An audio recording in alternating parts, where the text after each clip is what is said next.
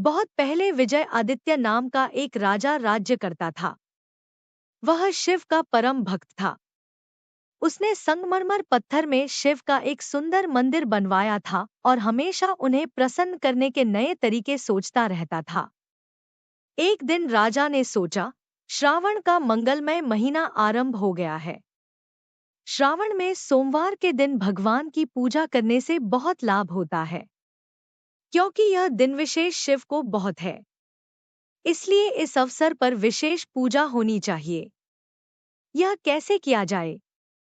बहुत सोचने के बाद उसके मन में एक विचार आया। क्यों नहीं इस महीने में हर एक सोमवार को 1008 पात्रों के दूध से उनका अभिषेक किया जाए। इस पूजा के लिए सभी लोग दूध दान करेंगे, जिससे उन्हें भी पुण्य मिलेगा। पूजा के लिए दूध विशेष रूप से बनाए गए एक कुंड में एकत्र किया जाएगा।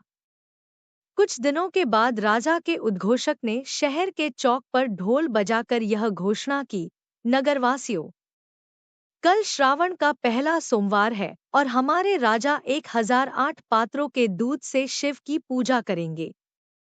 हर एक गृहवासी को कल सुबह घर का सारा दूध लेकर मंदिर में अवश्य जाना चाहिए और मंदिर के कुंड में सारा दूध डाल देना चाहिए।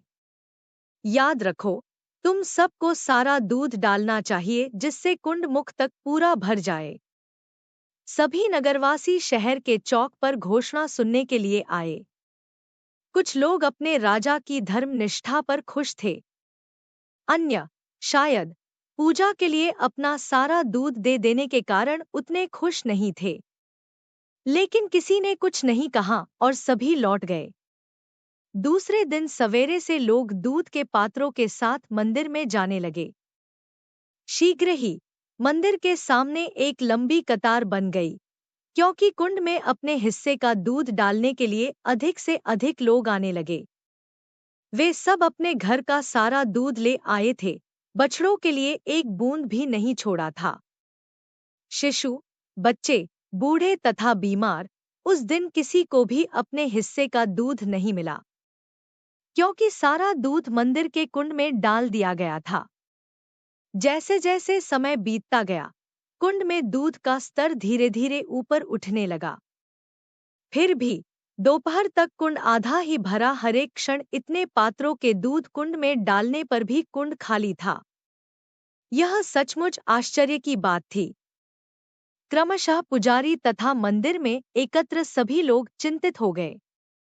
यहाँ क्या हो रहा है? भीड़ में सब घबराहट के साथ कानाफूसी करने लगे। एक व्यक्ति बुदबुदाने लगा, क्या बात है? कुंड क्यों नहीं भर रहा है? हालांकि हर नगरवासी अपना दूध इसमें डाल चुका है। क्या शिव भगवान नाराज है? क्या हम लोगों से अनजाने में कोई पाप हो गया है? पुजारी बहुत घबराए हुए थे। तभी मंदिर के अहाते में एक बूढ़ी औरत ने प्रवेश किया, जिसे शायद ही किसी ने ध्यान से देखा होगा। वह नगर के दूसरे छोर पर रहती थी। उसने सवेरे उठकर अपनी सभी गायों का दूध निकाल लिया था, लेकिन बछड़ों के लिए कुछ छोड़ दिया था।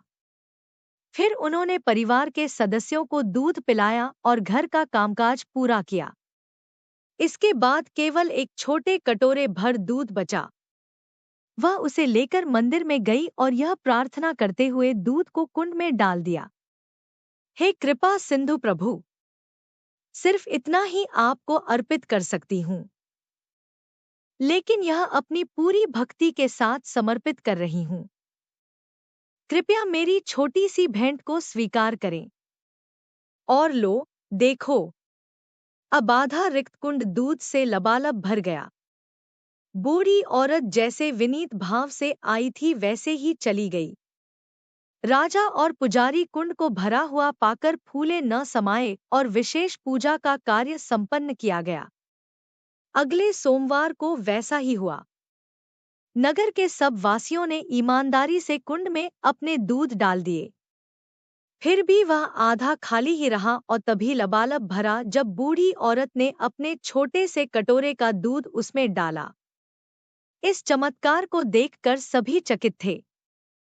राजा ने इस रहस्य की तह तक जाने का निश्चय किया।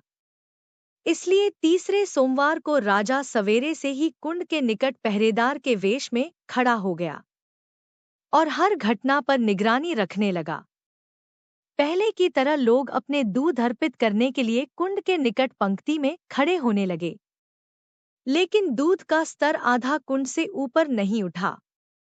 तब बूढ़ी औरत कटोरा भर दूध लेकर आई और ऊंचे स्वर में प्रार्थना करने लगी, हे प्रभु, मैं जितना दूध बचा सकी हूँ वह आपको अर्पित है। मुझे विश्वास है कि आप अपनी असीम कृपा में इसे स्वीकार करेंगे। कृपा करके आशीर्वाद दें, जिससे मुझे अपनी धारणा पर दृढ़ बने रहने में शक्ति प्राप्त हो। तब उसने कुंड में अपना दूध डाल दिया।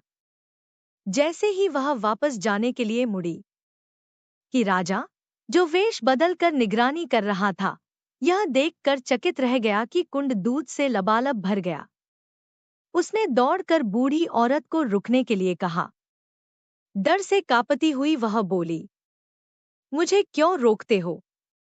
मैंने क्या किया है? राजा ने कहा, डरो मत, माँ। मैं राजा हूँ और तुमसे कुछ जानना चाहता हूँ।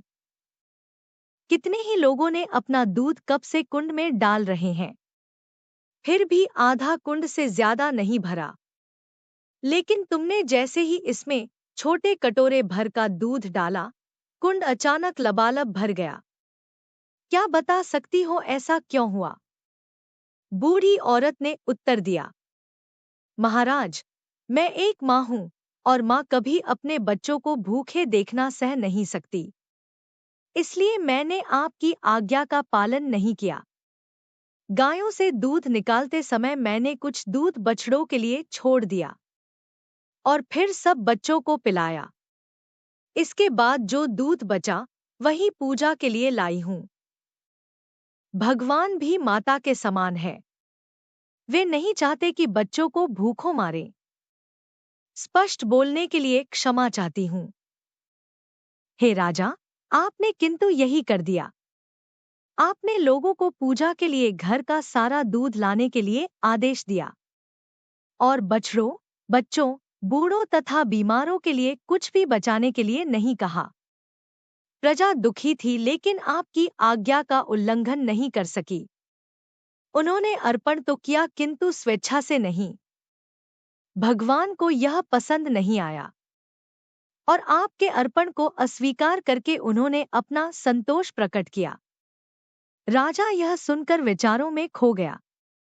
वह ठीक कहती है, उसने मन में कहा। राजा को भी अपनी प्रजा के लिए माता के समान होना चाहिए, जो उसके स्वास्थ्य और सुख का ध्यान रखे। लेकिन मैं अपनी पूजा के लिए उन्हें दूध देने पर मजबूर करके महापाप कर रहा था। फिर भगवान हम पर कैसे प्रसन्न रहते? शर्म से उसका सिर झुक गया। वह बूढ़ी औरत से बोला, मैं तुम्हारा शुक्रगुजार हूँ, माँ। तुमने हमारी आंखें खोलकर सच्ची भक्ति का मार्ग दिखाया है। तुरंत उसने घोषणा करवाई कि आने वाले सोमवार के दिन लोगों को उतना ही दूध लाना है जो बछड़ों, बच्चों, बूढ़ों तथा बीमारों को पिलाने के बाद बच जाए। अगले सोमवार को भी, जो श्रावण का अंतिम सोमवार था, मंदिर पर सबेरे से ही लंबी कतार थी। लोग उतना ही दूध लाए थे जो बचा सके थे। राजा ने भी उतना ही दूध डाला जो महल के बछड़ों, बच्चों तथा अन्य लोगों से बच पाया था। परिणाम आश्चर्यजनक था। कुंड सुबह में ही भर गया था। राजा अप्रसन्न था और बूढ़ी औरत का इंतजार कर रहा था। जब उसने अपने हिस्से का दूध डाल दिया, तब राजा उसे मंदिर में ले गया और दोनों ने एक साथ पूजा की। धन्यवाद माता, भगवान सचमुच आखिर प्रसन्न हो गए, राजा ने कहा।